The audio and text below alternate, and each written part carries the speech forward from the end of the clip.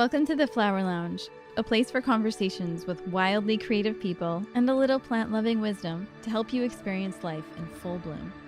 I'm Katie Hess, flower alchemist and founder of LOTUSWEI, and I believe in a world where we're all living at our personal edge.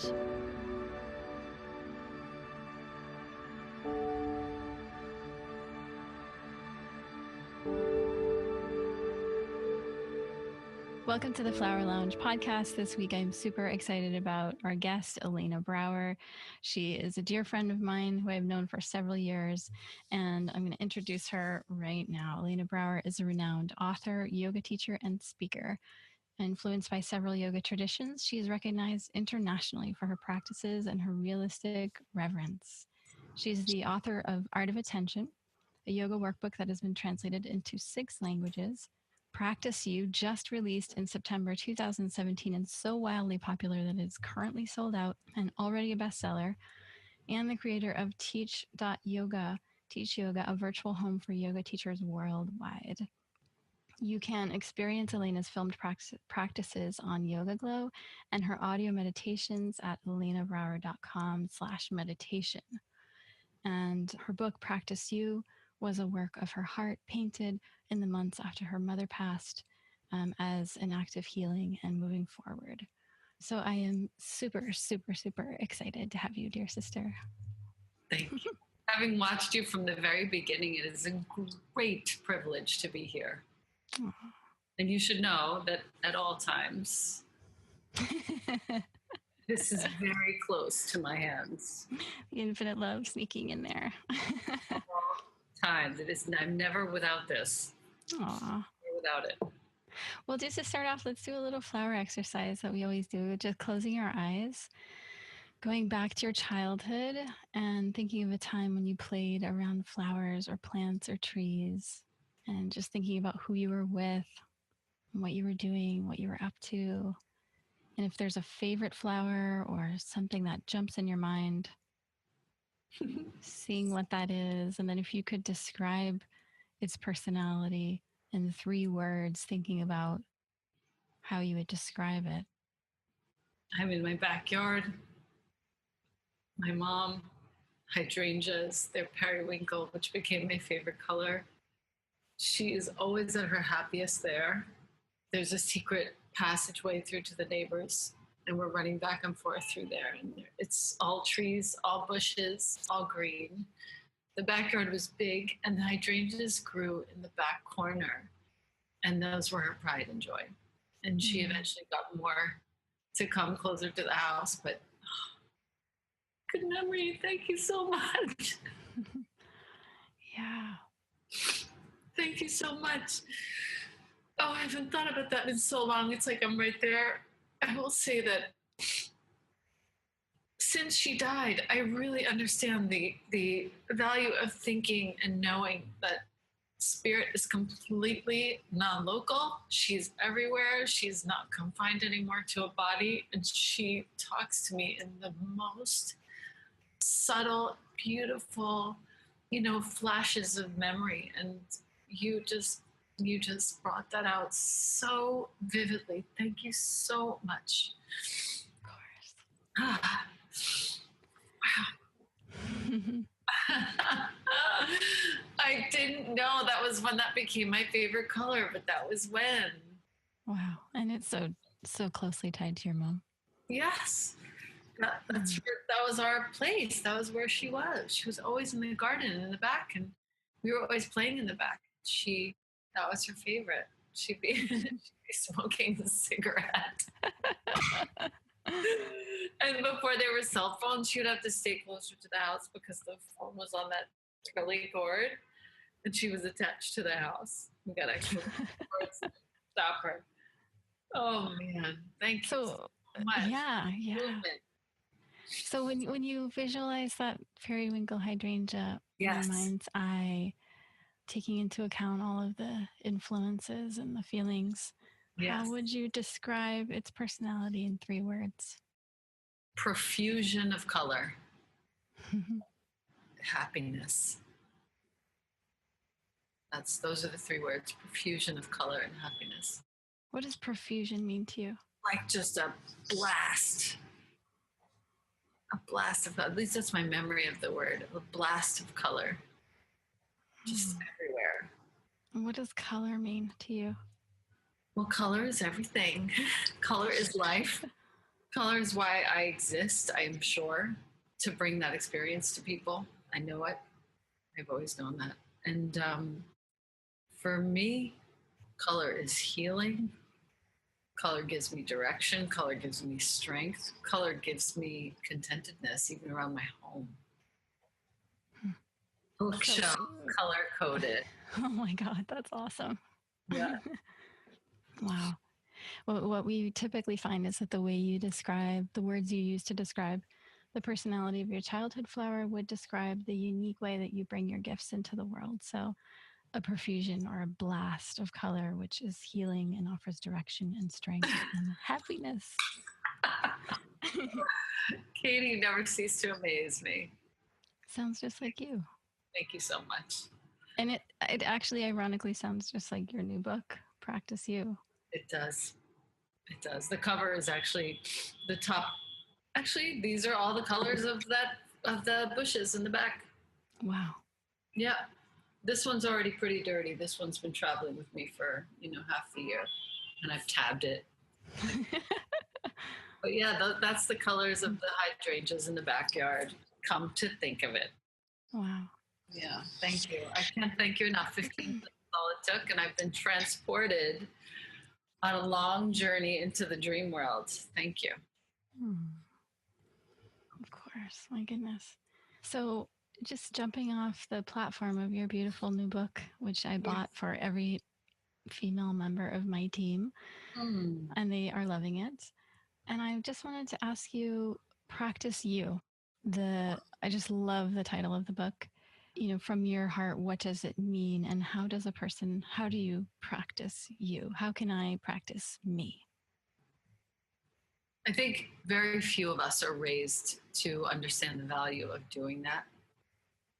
Most of us were raised by parents who were too young or too busy or too afraid to encourage us to be big thinkers and leaders and doers and seekers and seers. Mm-hmm.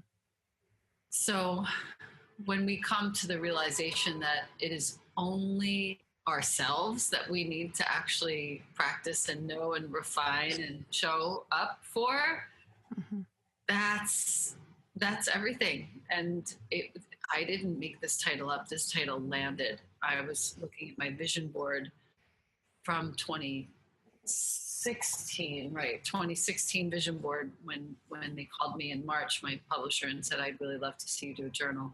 I look over at the vision board, the word practice from Yoga Journal has that word practice in every issue. It's one of the columns. And then I cut out the word you from one of my Instagram posts that I had printed specifically for my vision board. I printed up a few of them that I particularly loved, and I pasted the two near one another on the vision board. When I looked over, when the publisher was on the phone asking me about this, I said, I think I have the title right here, but give me a second. I went onto the computer and typed in practiceyou.com, and it was available. Oh my God. Yeah, which was bizarre to me. Right. Yeah, got it that day and started working. There were a few glitches in the matrix. I thought somebody else was going to be illustrating it, and he then told me that there was no deal unless I did all the artwork, which I wasn't happy about at the time, but now I'm really happy that I did it all, and it brought out a part of me that had been long in hiding. Wow. And why was it hiding? Oh, God, Lord. I mean, you know how we are constantly creating the personas and the busyness and the importance, self-importance, and at least I was. And I realized that was at the cost of my art. There was no time for such a thing. When I got the assignment, I started waking up around 5 a.m. It was about a year and a half into my sobriety, actually. So now I was just starting to really key into the living with the light, with the sun and the moon. So I was waking up at like 5 a.m. It was spring into summer. Mm-hmm. And I started painting for 2 hours every morning. That was it. I was right here in this space. This is my practice space, but also my meditation space, and the workspace is right here. This is one of my sitting desk, also a standing desk over there. And I would just sit here on the floor. I rolled the mat up, spread out all the watercolors and the paints, and just went for it. It was every day for several months. I just painted and painted and painted all these fields and washes. And this is what came of it. Wow. And did coming back to the artwork feel like an indulgence, or did it feel like kind of hard to get into at first, or what was that like? Good question. At first, you know what? It felt like an interesting boundary that I was afraid of. And I thought, okay, if I can just get through the first few, I'll be fine. And the minute I started to paint, and then I was like, I need different brushes. And I went and got better brush. Okay, and I need more paint. I went and got better paint. And the minute I got into the flow of it, the boundary of having to actually create something, I had no idea what it was going to look like. But that boundary of having to create something made me prolific. I was excited every morning to wake up and see what would come. I had no plan. Wow. Every morning, just like, okay, what color? That one. And then it was months of painting and a pile. I actually have it here. Where is it? I have the whole pile of pages right here. And once I had the big pile of pages, these are all the originals. And once I had the big pile, my editor from Boulder came out from Sounds True, Jennifer Angel, and she and I sat on this floor for 2 straight days, chocolate, and lined up found all the chapters. Like, that's where they were. That's what came. Wow. So fun. Pleasurable process, really. It taught me that when something is really meant to be, it is almost effortless. Yeah. Effortless and pleasure. Those are words that are interesting words. I used to have a really hard time with the word pleasure. I get it. I swear, I get it. Oh, my word. It's like, do I deserve it? Should I? Could I? And now, 47 years old, I am absolutely committed to it. Do you use that as a meter? Is it pleasure? Is it joy? Is it ease? Is it like, what is your, you probably have thousands of projects that come funneling down your lane. Is it like, what's your gauge of engagement? Lately, I have about 5 things going right now. And lately, I've just figured out how to set up my schedule so that I have 2 full days of creation, very few phone calls, 1 or 2 on each day. And it's just free day. And the things that I'm doing on those days, they have to quote Marie Kondo, bless her heart, they have to spark joy. If they don't, they're not happening. Yeah, that's helped me a lot, because I was a yes man for a really long time. And now, as hard as this is to report, I'll receive emails and offers and people asking me to do certain things. And now, instead of having to spend 15 minutes crafting a perfect response that will make the person feel good, I'm taking a page out of some of my clients' books. And I'm speaking about clients who are, pretty well known in the world and respected for their craft. And if I email them and they don't respond, that's an implicit no. If I email them and they do respond, it's always to say yes. But if there's no response, it's just a no. And so I've learned to give myself permission to not respond to things that don't quite align. It's not that they're bad initiatives, or they're just not aligned with me in this moment. And it's nothing personal. There just won't be a response. That helps me. And how do you measure the joy? You feel it in your body, or it's like a 0 to 10, or it's like it's a body. Immediate body. Yeah. The intuition. I don't mean to keep bringing it back to this, but it is this like very clear line in the sand. The day that my mom passed, everything heightened inside of me. Everything. We had 24 hours to say goodbye. She wasn't cognizant. She was under a lot of sedatives to see if we could possibly get her heart back online. Mm-hmm. But I felt over the course of the day, these very serious, like, you know, when gears are shifting and you're shifting into gear and things just fall into place. I felt these things just fall into place. It didn't feel heavy. It was sad, but it didn't feel like this debilitating, insane sadness. It felt like I was coming home in the most profound way. And I'm unpacking it every day, unfurling it every day. She comes to me in all these very fascinating ways, including just how we began. And I'm seeing more and more that when your mom dies, and if it's somebody who is, you know, powerful and impactful for you, a potency is released. You know, special sauce, and it's all yours. Now it's being passed on to you. Yeah, a really close friend of mine said something really similar just a couple of days ago. She spent the summer with her very, very, very best friend, watching her, helping her through dying from cancer, and was there the moment she took off.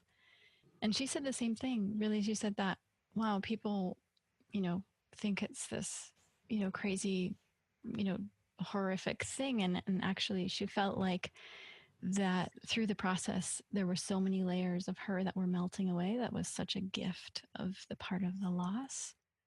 And I think that's a really interesting thing to highlight. I think because we don't think about it. We don't talk about death in this culture. We just sort of say like, it's not going to happen. Right. Oh, it's the most beautiful privilege. I read to my mom, I don't think I have it here. I read to my mom a poem called Honoring Lineage by Pixie Lighthorse. I read it a few times during the course of the day, and I chanted to Durga, and I felt like God was so close. You know, over the course of that day, I've never felt anything like it. It felt like a privilege. Yeah. Super intimate, huh? Yeah. And how have you felt like since her passing? What are the different layers or levels, or, you know, what are the different things that you've experienced that you feel like are a gift? Well, we get the best of each other now. You know, I keep her as a kid right here so that she's very close to me all the time. And then there's a picture of me just seated right underneath her. So there's always a feeling of levity around it, lightness. And I have relatives for whom that is not the case. You know, it's very hard for them, and I feel for them, but I also understand that it's really how we set our minds. It's really the level of our engagement with the teachings on death. And it really has everything to do with, I was just watching last night the documentary film made by Michael O'Neill called On Yoga, the Architecture of Peace. And I came away with that understanding that death is absolutely not to be feared at all. And that's what I'm consistently unpacking. The visits with her, the dreams of her, the sensations of her every now and again, particularly when I'm being creative. She just shows up. I feel her cheeks, I feel her hands, I feel her hug. I cannot explain it. It moves me every time. And I feel like there will never be an end to this unraveling. Wow. Yeah. You never would think that would be the case, you know? I always wondered. And I just have to admit that part of me kind of always knew that the first time I would experience death of a super close person to me, that it wouldn't be as awful as I imagined, you know? And it's not. In fact, it's a beautiful process. And has it made you reflect on your own death, or how you would like to die, or what you would like that experience to be like? Oh, sure. It's made my meditation practice a lot richer. You know, it's no longer this task. Now I'm really look forward to it. Just sitting down, just taking the time. It's getting longer now. It's like I'm just prepping for that all the time. How present can I be? The only thing I can take with me is this. So where am I now? You know, it's good. It's good. I feel like I'm lucky to have that at 47 and not 57 or 67 or 77. Right. I don't think my mom ever had it. She was afraid. Her last words 12 hours before she died was a profanity. And I still curse all the time. But my ex-husband, who my son's father, with whom we're best friends, and he worked and works at the hospital where she passed, which is also the hospital where I was born. He happened to be in the room that morning, and she looked at him and she was like, the last waking moment, my son is home. He's so big. He's really grown up. He's such a man. Wow. Yeah. What's that like? Also a total privilege. I really get to refine how I'm showing up. You know, we have a list of all the ways in which, we started it last week, all the ways in which I overreact. Like sort of a narc for myself, and like making a list of how many times that happens and when and what preceded it. At a certain point, you just have to laugh at yourself. Why are you taking anything so personally as a parent? Yeah, nothing's personal. So to see, that's what we're working on lately. But great. He's great. You guys are so close, huh? Yeah. He's a good kid. He's a good guy. He knows what's up. He knows where I stand. He knows what I'm up to in the world. He knows what I'm up to with him. I am constantly refining my schedule so that I can spend more time with him when he wishes, and also preparing for the fact that he's 11, going on to 18, and within any moment now, he's going to be gone, you know? And I'm prepping for that too, and keeping myself occupied with things that I love so that when he does go, you know, I just have more time for the things that I enjoy, and I'm here when he needs me. Yeah. What's your best medicine offerings for the listeners about being a parent? I was just talking with Dr. Nicole Berkins today, who's the author of Life Will Get Better. She works a lot with special ed kids, ADD kids, ADHD families.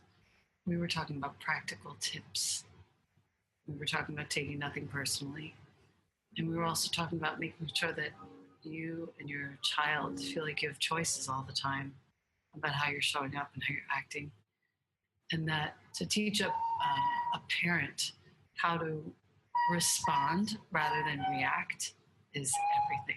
If you can teach yourself how to respond rather than react, it will help your child immeasurably in their worldly life and pursuits. Yeah, that's a big deal. When you say respond versus react, you mean react with emotionality and response in equanimity? Is that what you mean? Precisely. Yeah. That's everything. And what about telling the truth? Like in terms of listening to your conversation about how you work with Jonah and you observing yourself, there's a pretty immense level of truth telling that's happening as you're self-reflecting, right? Yeah. Can you talk a little bit about how truth telling has been important in your life and how it's maybe evolved in your work over time? Yeah, I had the good fortune of meeting about 7 years ago in 2010, the founders of the Handel Group, which is a life coaching company predicated on the concept of telling the truth. So his whole life, he's had me totally screwing up. Then, oh, thank you. And then apologizing. And that's actually another little nugget for the parents listening. If you can apologize to your child when you screw up, you know when you've screwed up. You know when you've gone off the deep end and you've overreacted or you've overacted in any way. How quickly can you let that moment pass through you and just apologize? Just honestly say, I know what I did was completely out of line. It doesn't diminish your power at all. In fact, I have found that it increases my power. It helps him to see what power really is. It's humility with the dash of grace. and honesty, that's power. What else is there? Truly. Mm-hmm. And how does that relate to vulnerability? And, just being myself, being a meditation practitioner, it just seems like more and more and more and more unfolding layers of being okay, being vulnerable, and being okay seeing what's there and working with what's there. Whether it's through your book, Practice You, and the prompts, or through other practices that you rely on. Yeah. How does that come into play in your life? I think it's a massive part of all the work that I do, whether I'm working with, my art. I have a big team, another business that I do. And my vulnerability is my greatest asset as a leader. I think my capacity to make sure that people understand how very fallible I am, how willing I am to look at myself and see where I can use some more work is crucial to my success. Yeah. And if you see something that needs work, as we all do, what kind of method do you apply? Or is it more just like a mindful awareness of habitual patterns and then a shifting in and out? It kind of depends on what it is that I'm finding. You know what I mean? Yeah. I stick to the precept that if I can let this thing pass through me as quickly as possible, I can move forward to something else. Mm-hmm.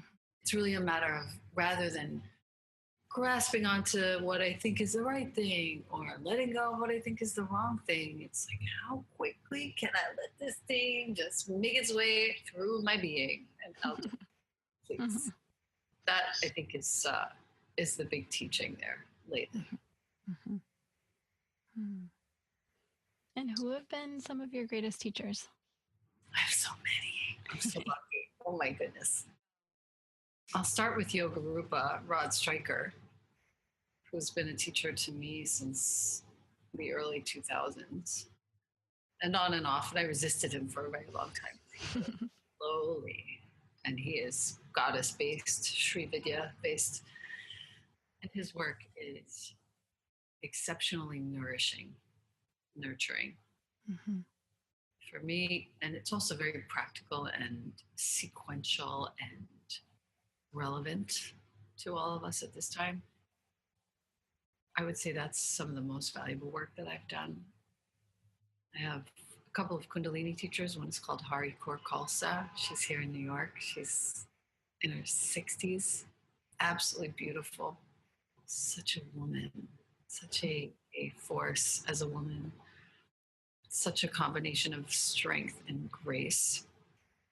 I have also the younger version of Hari, Paramatma Siri Sadhana, also in New York at the moment, and she is building a school in India. She's also a Kundalini teacher, and she's sat with Yogi Bhajan since she's 5. Mm-hmm. Powerhouse. She has a lot of insight into the other dimensions, let's say. She's made me very comfortable in those realms and speaking about it and feeling into it. Mm-hmm. And then I have Abby Galvin, who is the protege of Naveen Mishan, who founded Katona Yoga, both of whom have had a major influence on me, and they're helping me to see, how am I stabilizing myself in this moment? How am I showing up with my, all of my capacities, and where am I getting my insights from? And am I conscious of the fact that I'm receiving them all the time? Am I putting them to great use? And that's all through a practice that is completely based on freeing up the organs and practicing for longevity. Mm-hmm. So, and then of course the Tao. Every day I get some hit of the Tao, and that Tao is like the best teacher of all. Maybe that's been a big influence on me. In what way? Well, it helps you to see that we're not really here. You know what I mean? Like, we're here. These are forms, and this is real, and our voices are real, and the sounds that we're making are real, but there's such a big force that exists, that's moving all of this. We can't even fathom it. I clue into that through even just reading one of the passages. My mind just gets very still. It helps. And what would you say to somebody who's really struggling with, heartbreak or loss or grief, or what kind of piece of wisdom would you offer? The first thing that comes to mind is please just surround yourself with as much beauty as you can. Be in nature as soon as you can. Really walk through the woods, spend time in nature, either with a dear friend or alone. And bring lots of water, drink lots of water. And then when you get home, read lots of poetry that moves you. Make art, be creative, take in impressions that really feed you, and surround yourself with as much beauty as you possibly can. It starts the way it ends. Just beauty. Surround yourself with beauty. You will see soon that the heartbreak is a form of beauty. The grief is a form of beauty. Difficulty is a form of beauty. It's all just taking different forms, but it's all life, and it's all love, and it's all beautiful, and it sucks sometimes deeply. But if you surround yourself with beauty, you'll get to see where all the little slivers of beauty exist within the worst of it. There's Jonah playing the piano. Oh my God, I love it. It's like perfect timing. Yeah. It's interesting because I've just really been working with this concept lately of, transformation doesn't have to be all fire. It doesn't have to be all like suffering and like just being out there on a limb by yourself and alone. And so I wondered if you could talk about, the fact that transformation can be nourishing and how you experience that, or the difference between fire and nourishment. I think that the fire of transformation is something that's a major part of my understanding of what is possible, in our lives, in our spiritual evolution. There has to be a burning of what has no longer a place in your life. Has to burn up, has to go, and has to transform into ash and smoke and become something else so that it can leave you.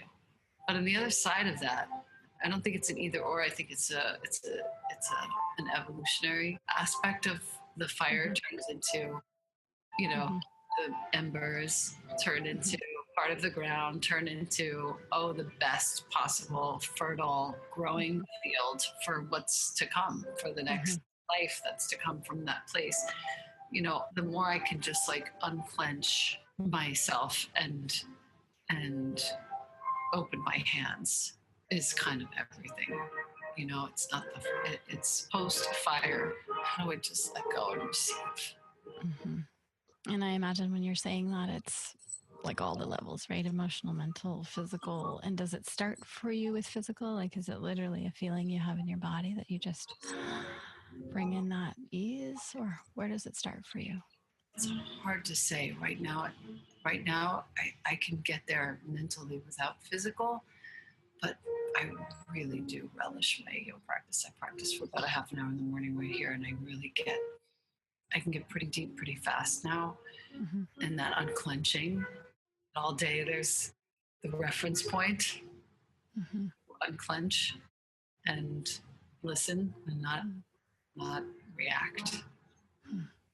But yeah, I think it's all the levels and layers, but I can get there mentally now just because of all the years I spent doing that physically. But I prefer physical first is really the most efficient, I think. And where does self-love come into play in all of that? And how do we deepen in our practice of self-love and acceptance? You have to prioritize it. It's the most important thing that you do, whether you're a healer or a student or a teacher or a leader or a follower. You must prioritize self-love. Without that, you cannot serve. So that's the first thing. If somebody presents to me something that feels off to me, it feels unsafe, it feels scary, you just love yourself right this second. Take good care of yourself, then respond. I love the ragtime on super speed. Do you guys engage in any creative projects, the two of you? Yeah. He's obsessed with Practice You. Oh, cool. Obsessed. So wild. He's the one who gave me the idea to bring it to his classroom. And the kids in his class all got a copy, and I'm donating cases of the book to other classrooms too, all over the world, actually. And the children, they love it. I never would have realized that had he not. He picked it up. The first time he picked it up, he was like, "This is your book. Why did you do this whole thing?" Oh. Wow. And then he started writing in it. And, for the children, this is a very special way for them to voice themselves emotionally, which they don't always get to do. Mm-hmm. So, hey, Jones, can you come comment on your work in Practice You? Do you love it? Do you not? Do you feel like it or not? You can say no if you like. I was just thinking if you had a comment, we were just talking about how you liked it and we're working it. I would love to know if he wants to share what his favorite prompts are. What are your favorite prompts in the book? No, for real. So you like chapter 1 the best? Yeah. It's the one that he works in the most. It's interesting. That's where all the kids find themselves being most comfortable, because it's all about I am this, I am that, I am this, I am that. It's how they identify themselves. It's practice where they get to write down all the things that they are on one of the pages, and then they get to practice what it feels like without any of those things. Take off that thing that you are. Okay. Take off that thing that you are. Okay. Take off that thing that you are. Okay. What are you left with? Who are you? Adults love it too, of course. Right. It's harder for them, but yeah, the kids really are like, whoa. Who am I now? Very sweet. Wow. Very sweet. And what are some of your favorite prompts? I have a few. And it's funny, most of them are on the pages where there's like horizontal painting, which is a big wash. But you would think that would take 4 minutes, but it actually took some time to get it right.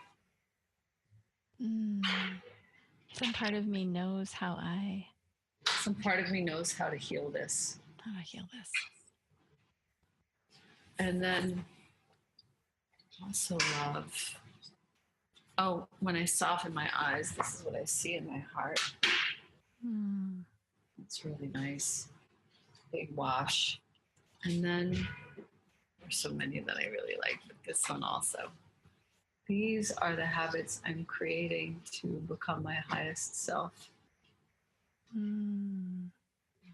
Well, thank you so much for being with us. Best places to find Elena, ElenaBrower.com. You can find her meditations, her book, Practice You. You can find on Amazon, Yoga Glow, Teach.yoga, and Art of Attention. Anything else you'd like to mention? Just the practiceyou.com website is super pretty. We spent some time on it, and to go there, especially for those of you who are listening to the audio, you get a nice visual of the book and you get some sample pages. And I don't mind if you go ahead and print them up and work in them. I think that's a really great solution if you can't get the book for some reason. But we kept the book very inexpensive. So it's anywhere between like 12 and $17 only, so that it's affordable for most of us. And, I encourage you to work in it, because it is moving mountains for folks. I keep getting these wonderful thank you notes about it, and I'm proud of that. Seems like a really amazing holiday gift. And it also seems like a beautiful book that you could work together with somebody and say, like, somebody that you feel very intimate with, to look at a question together and see how you each answer it, and like really bring it alive that way. Yeah, I have a lot of moms and daughters working in the book, moms and sons working in the book together. It all happened very organically, but it's a glue, this book. It's a beautiful glue. Wow. Yeah. Very, very excited that you came out with this piece of work. And it's so special that you did all the painting in it too. It's amazing. Thank you so much. Thank you for being here. Thank you for your honesty and your presence and your love as always. Thank you so much for listening to The Flower Lounge. I'm Katie Hess, and we'll be releasing a new podcast every Wednesday. If you like what you heard, or you know someone who might be touched by our conversation, share it with them. And don't forget to subscribe. To find out what your favorite flowers mean about you, take the quiz at LOTUSWEI.com.